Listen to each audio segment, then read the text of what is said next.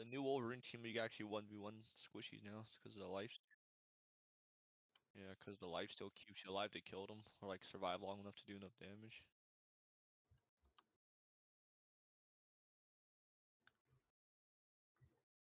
The best vanguards in Marvel Rivals, making him a solid contender and ranked across many seasons. My name is Paz, an Eternity player on the competitive ladder, and I'm going to tell you all of the things you need to know in order to pop off and carry your ranked games. Starting things off, understand What the that fuck Magneto happened? is I just got stuck on arguably something. the most flexible character in the game and requires the player to know how his kit plays differently depending on what both teams are playing. Gay boy. Against dive compositions, Magneto can bubble the backline while holding the enemy Oh, we have a front squirrel line back lord from as well? walking Oh shit. any further to keep everyone else safe. Against more brawly compositions, It's a he furry also fight. doesn't We're mind having a just furry fight. fragging out by bubbling himself either. Not to mention, he has one of the strongest ultimates in the game when it comes to its impact on the trajectory of a match. Understanding the flexibility of his kit, We got ourselves a 30 fight. reduce the damage that you're taking while constantly taking out key targets as well. Watch out, she said it. She said it. Game on Magneto. With this in mind, let's start discussing his kit. Starting with the primary fire, back up, bird brain. Magneto casts a single projectile with a delayed impact that deals 40 damage directly. Yeah, that fucking hurt me through the walls too. Jesus. Yeah, I think it has like a radius or something, right? One. Yummy, yummy. 11 touch point. And that bitch got me. They're behind, they're behind. Fuck. I'm dead. Oh, they got it. Yeah.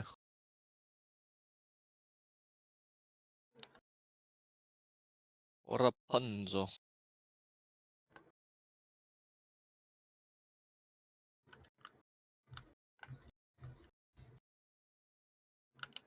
I am Groot.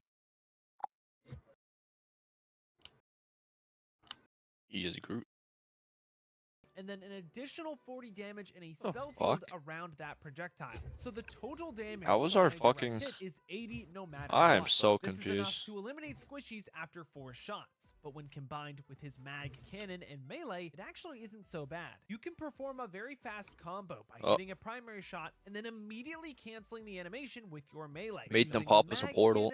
All worth it. Then finish off with another melee if you really want to. This is 10 times easier if you have your melee on one of your mouse buttons. Controller players shouldn't need to really do anything to remap since your melee is just on your aiming stick. Yeah, they have no more support after Luna's. From somebody, the larger the explosion spell radius will be as well. You also cannot snipe enemies with the primary fire because the max range you can fire this before it explodes is 25 meters. Now I do want to highlight that the prompt in game when you're trying to learn Magneto says that it does more damage the further you are away. This is not true. The spell field explosion is just larger, so in theory you are doing a lot more area of effect damage. God damn, what the fuck is CCing me? That can be a little misleading. This knowledge does tell us a lot though about how we using our primary fire damage on Magneto. Magneto's ultimate is one of the most impactful tools in his kit and arguably the game at a charge of 3,400. So the more damage you can do to large groups of enemies, the faster you're gonna have that ultimate to dunk on the enemy team and turn fights. While looking to pressure enemy DPS on angles is helpful and still encouraged, it also isn't the end of the world if you're just poking in main so that you can have your ult faster for whatever might get thrown your way. Let's round out our understanding of Magneto's damaging abilities though by understanding his mag cannon. Found to right click by default, Magneto's mag cannon shoots out a fast moving projectile that deals more damage based on how many rings are behind him. At its first level, the mag cannon does 40 damage.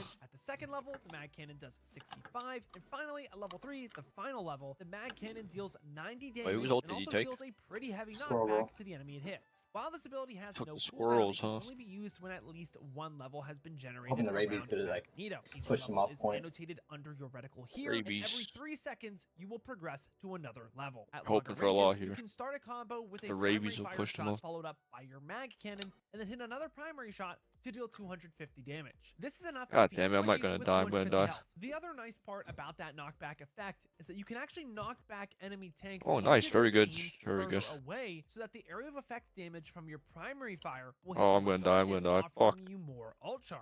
Most of the time, you are going to be Eh? proactively Oh, using the we mag have cannon, Venoms. though, to do What the more fuck? burst damage throughout the game to make you a bit more of a No! lethal threat to the enemies. There are other more defensive ways you can use the ability too, though. Against characters that like to get up close and personal, like Spider-Man or even Iron Fist, you can use the mag cannon to knock them away from your backline to give your backline just a little bit more time to live against those targets and possibly even buy them enough time so that they live and you eliminate the enemy target. This is a pretty big deal once you can get pretty good with it. Something you'll want to avoid is using the ability at level 1 though. Since it only does 40 damage, you lose out on a lot of utility. And if you really need the damage, you are probably close enough to cancel your primary fire with your melee anyways, so it's rarely ever needed to use mag cannon at level 1. Using the cannon at level 2 or level 3 is much better in my opinion. How are we to build charge for the mag cannon though, outside of just waiting? That is where the bubbles come into play, the iron and metal bulwark. Upon pressing E by default, Magneto will conjure up a bubble shield around an ally that absorbs damage before it breaks. Magneto can also conjure a bubble upon himself with the same properties by pressing F by default. The cooldown for bubble is shared between both of these abilities, and it is 12 seconds long. This means if you bubble a teammate, you cannot use another bubble until 12 seconds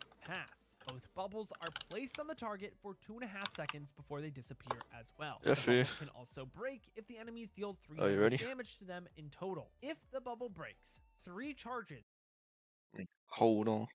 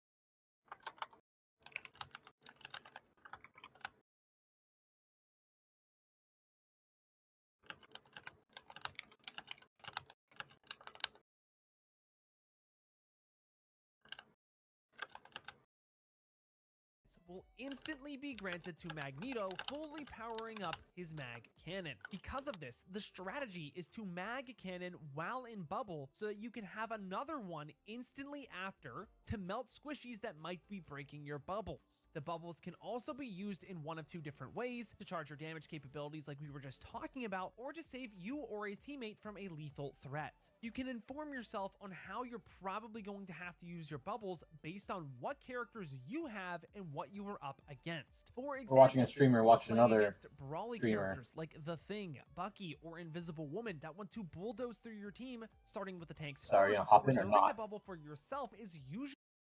Are you gonna hop in or not? This motherfucker. Round 3.